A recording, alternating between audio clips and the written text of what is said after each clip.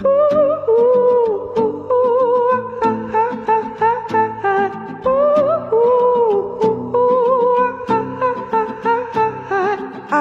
have intrusive thoughts, they follow me around.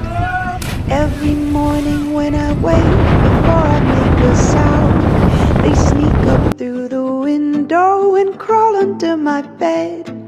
They smother me in sweet embrace and climb into me. Guys, ito yung bagong renovated na naman na Bato Ferry River, no? Ayan, no? Grabe. Parang bumalik na naman siya dati. Ayan, no? Inayos na naman nila yung mga kubo. May mga kubo na naman sila na bago. Ayan, tapos meron din tulay. Gaya nung nakaraang taon. Yung tulay na tatawid doon, papunta ng bato na yun, no? Ng malaking bato.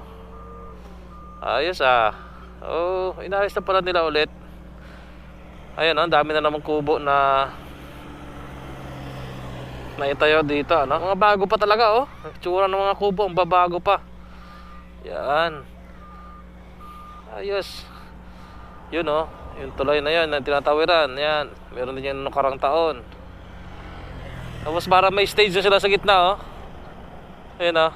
May mataas na part doon. Parang stage.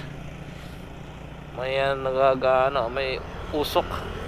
May nag-bonfire siguro dyan.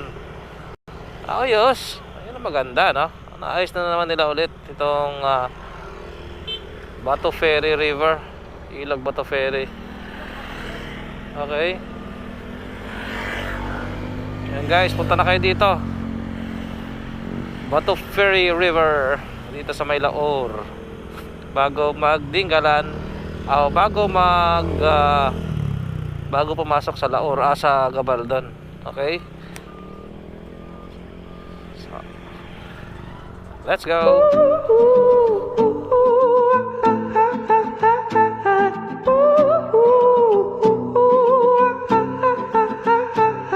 I have intrusive thoughts, they follow me around.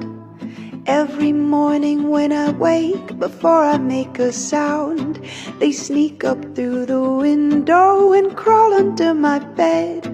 They smother me in sweet embrace and climb into my head. Oh, I have intrusive thoughts, they go with me to work. They sit next to my desk, tugging at my shirt. Sometimes they wait patiently, let me live my life. But I know that eventually